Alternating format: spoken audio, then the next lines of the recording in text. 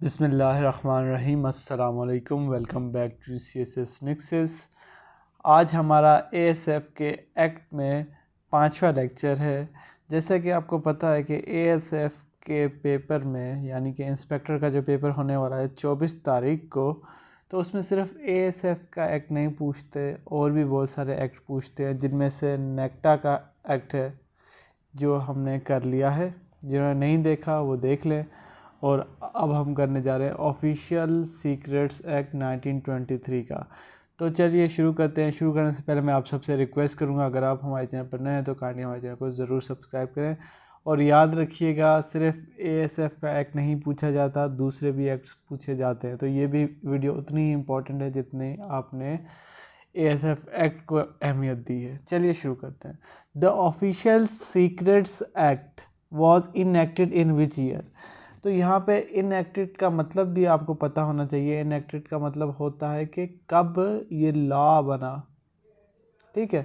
The official secrets act was enacted यानी law में तब्दील हुआ किस साल? 1923 में ये लॉ में तब्दील हुआ। नेक्स्ट क्वेश्चन है हमारे पास, the main objective of the official secret act is. तो मेन ऑब्जेक्टिव यानी कि मेन उसका गोल या एम क्या है ऑफिशियल सीक्रेट का, क्या है? Prevent disclosure of official information that में हार्म नेशनल सिक्योरिटी। तो प्रिवेंट का मतलब होता है रोकना, डिस्क्लोज करना का मतलब कोई चीज़ आप किसी को ना बताएं। ठीक है, डिस्क्लोज करने से रोकती है ऑफिशियल इन्फॉर्मेशन, जो ऑफिस में इंफॉर्मेशन होती है उसको, ताकि क्यों रोकना? ताकि वो हार्म ना कर सके नेशनल सिक्योरिटी को। नेक्स्ट क्वेश्चन की तरफ चलते हैं। The act applies to. तो जो एक्ट है ये किस किस के ऊपर अप्लीकेबल है, किस किस के ऊपर लागू होता है? तो इसमें ऑप्शन बी राइट है, all citizens and government servants. तो सब लोगों पर ये एक्ट लागू होता है कि आप जो है ना ऑफिशियल इन्फॉर्मेशन कहीं शेयर ना करें। और गवर्नमेंट सर्वेंट पे भी ये लागू होता है। जैसे कि रिसेंटली आपने देखा कि वॉर हो गई पाकिस्तान और इंडिया के दरमियान, और आपने देखा नेट पर कितना प्रोपेगेंडा चल रहा था। तो ये अब इंफॉर्मेशन अगर सीक्रेट लीक होती, जैसे कि इंडिया नहीं मान रहा था कि उनके राफेल गिरे हैं, बट फॉर्चुनेटली जैसे हमें मीडिया में आ गई ये बात और पिक्चर्स वगैरह लीक हो गई, तो इसलिए कहते हैं कि ये एक्ट जो है सब लोगों पर अप्लाई होता है और गवर्नमेंट सर्वेंट्स पे भी अप्लाई होता है।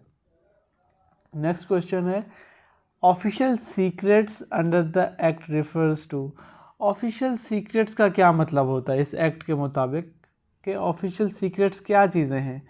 क्लासिफाइड डॉक्यूमेंट्स इसमें आ जाते हैं, मैप्स आ जाते हैं, कोड्स आ जाते हैं, इंफॉर्मेशन आ जाती है। तो ये जो 4 चीज़ें मैंने आपको बताई, ये सारी चीज़ें ऑफिशियल सीक्रेट्स में आते हैं, यानी ऑफिस के सीक्रेट्स में आ जाती हैं। Classified documents, important documents, maps, codes और इन्फॉर्मेशन, ये सारी चीज़ें उसमें आ जाती हैं। नेक्स्ट क्वेश्चन की तरफ चलते हैं और वो है, the act was passed under which government. तो ये एक्ट जो है किस गवर्नमेंट में पास हुआ था? तो ये ब्रिटिश कॉलोनियल गवर्नमेंट में पास हुआ था। और पाकिस्तान और इंडिया ने आफ्टर पार्टीशन 1947 में दोनों कंट्रीज़ ने इस एक्ट को अडॉप्ट किया है, याद रखिएगा।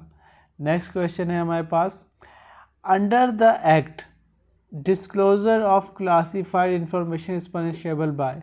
यानी कि इस एक्ट के मुताबिक अगर आपने कोई इंफॉर्मेशन लीक कर दी है तो आपको क्या सज़ा मिलेगी? इम्प्रिजमेंट भी हो सकती है, यानी जेल भी जाना पड़ सकता है और फाइन भी देना पड़ सकता है, और दोनों चीज़ें भी हो सकती हैं। नेक्स्ट क्वेश्चन है, the maximum imprisonment under the act is. तो मैक्सिमम जेल आपको कितने साल जाना पड़ सकता है इस एक्ट के थे? तो 14 साल आपको जेल में काटने पड़ेंगे अगर आपने कोई क्लासिफाइड इंफॉर्मेशन लीक की है तो। नेक्स्ट क्वेश्चन है हमारे पास, section 3 of the act deals with. तो ऑफिशियल सीक्रेट्स एक्ट का सेक्शन 3 किस चीज़ के साथ डील करता है? पेनल्टी फॉर स्पाइंग, यानी कि अगर आप जासूसी करते हैं तो क्या सज़ा मिलेगी। अगर आपको इस फाइल का PDF फॉर्मेट चाहिए तो डिस्क्रिप्शन में लिंक दिया हुआ है, आप उस लिंक के थ्रू व्हाट्सएप ग्रुप ज्वाइन कर लें और वहाँ पर हम ये डॉक्यूमेंट शेयर कर देंगे। नेक्स्ट क्वेश्चन है हमारे पास, under section 5 an offence is committed if a person, मतलब कि सेक्शन 5 जो है ऑफिशियल सीक्रेट एक्ट का, उसके मुताबिक एक क्राइम कमिट होता है अगर एक पर्सन क्या करे, communicate official information to unauthorised person, यानी कि जो गैर मुतल्लिका लोग होते हैं उनके साथ अगर कम्युनिकेट करेगा, कोई इन्फॉर्मेशन उनको देगा, तो अंडर सेक्शन 5 उसने एक ऑफेंस यानी क्राइम कंडक्ट किया है। नेक्स्ट क्वेश्चन है हमारे पास, the term prohibited places is the act in the act refers to, तो प्रोहिबिटेड का मतलब होता है ऐसी चीज़ें जो मना हो, तो प्रोहिबिटेड प्लेसेस में कौन कौन सी चीज़ें शामिल हैं अकॉर्डिंग टू दिस एक्ट, उन्होंने ये क्वेश्चन पूछा है। Any place use for defence और इंटेलिजेंस वर्क, कोई भी जगह जो डिफेंस और इंटेलिजेंस वर्क के लिए यूज़ होती है वो प्रोहिबिटेड प्लेस है। नेक्स्ट क्वेश्चन है, is intent required to prosecute under the act, तो क्या इंटेंट की रिक्वायरमेंट होती है कि प्रोसिक्यूट करें हम एक्ट को? Yes, the intent to help any enemy और harm the state must be proven. ठीक है, इंटेंट का मतलब होता है कि क्या इस बात आपका जो होता है ज़हनी तौर पे आप किस चीज़ की बेस पे आप इंफॉर्मेशन लीक कर रहे हैं, कि आया कि आप दुश्मन कंट्री को हेल्प करना चाह रहे हैं, किसी बंदे को फेवर देना चाह रहे हैं, टेररिज्म एक्टिविटीज़ करना चाह रहे हैं, क्या चीज़ करना चाह रहे हैं। तो इंटेंट, अगर मैं कोई आपको एक इन्फॉर्मेशन ऑफिशियल इन्फॉर्मेशन लीक करता हूँ तो उसके पीछे मेरी क्या मकसद है, मेरे क्या राय है, तो वो चीज़ प्रूफ करना लाजमी है कि इस बंदे ने अगर ये बात शेयर की है तो इसके पीछे इसका मोटिव था, वो क्रिमिनल एक्टिविटीज़ थी। नेक्स्ट क्वेश्चन की तरफ चलते हैं, can a journalist be prosecuted under the act, तो क्या किसी जर्नलिस्ट को भी सज़ा मिल सकती है इस एक्ट के तहत? तो जी हाँ, yes if they publish classified information, yes if they publish, हाँ जी, उनको भी सज़ा मिल सकती है अगर कोई सीक्रेट क्लासिफाइड इंफॉर्मेशन वो लीक करते हैं या ऑन एयर करते हैं। What must the prosecution prove under the act, prosecution को क्या चीज़ प्रूव करनी पड़ेगी एक्ट के अंदर?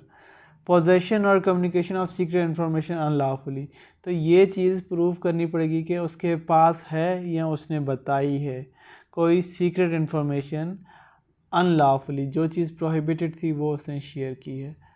नेक्स्ट क्वेश्चन है हमारे पास, and that is the term enemy in the act refers to, तो जो दुश्मन का वर्ड, एनिमी का वर्ड है इस एक्ट में, वो किस चीज़ को रेफ़र करता है, किस चीज़ की तरफ इशारा करता है? A person or a group oppose to the safety or defence of Pakistan, यानी कि कोई शख्स या गिरोह लोगों का जो पाकिस्तान के लिए ख़तरा है, पाकिस्तान की डिफेंस के लिए ख़तरा है, तो वो एनिमी है।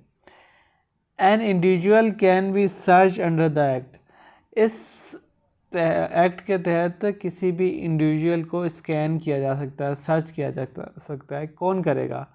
Bye authorised officials with suspicion, suspicions का मतलब होता है शक की निगाह पे उसको हम स्कैन या सर्च कर सकते हैं।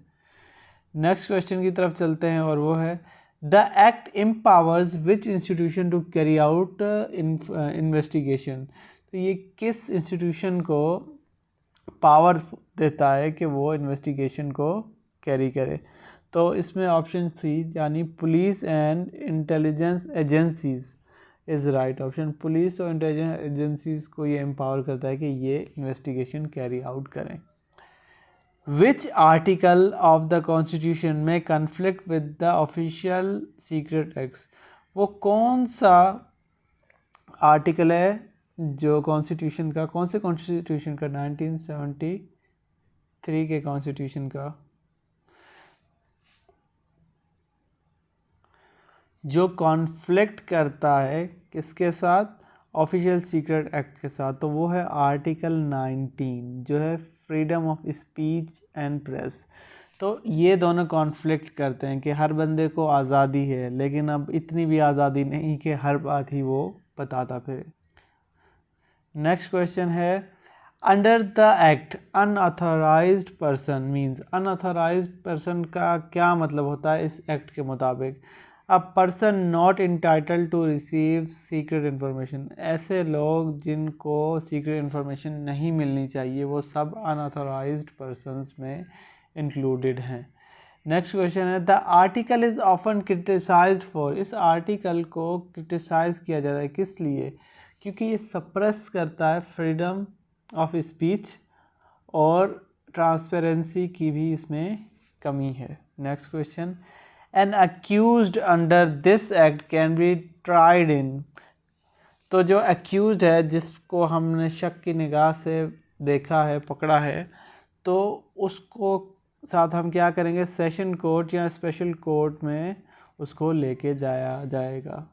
नेक्स्ट क्वेश्चन है which country also usage a similar version of this act, तो कौन सी कंट्री है इसी तरीके का एक्ट यूज़ करती है, similar version India.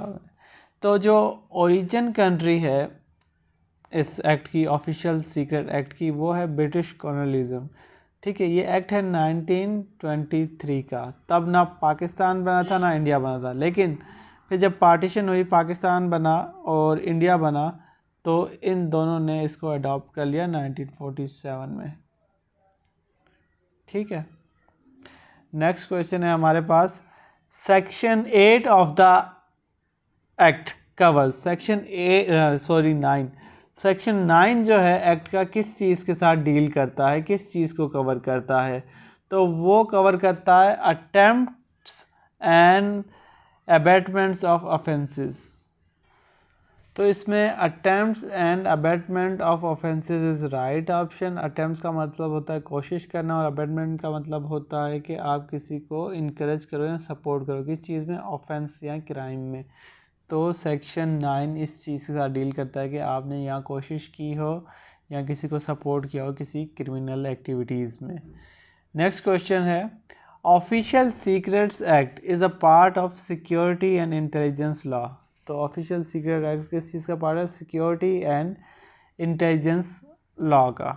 Next question है is the consent of federal government needed for prosecution under this act, तो क्या कंसेंट जो है फेडरल गवर्नमेंट की ज़रूरत होती है कि हम किसी को प्रोसिक्यूट करें इस एक्ट के तहत? तो जी हाँ, ज़रूरत होती है। नेक्स्ट क्वेश्चन की तरफ चलते हैं और वो है the official secrets act 1923 is currently still in force in Pakistan, तो पाकिस्तान में अभी भी चल रहा है ये।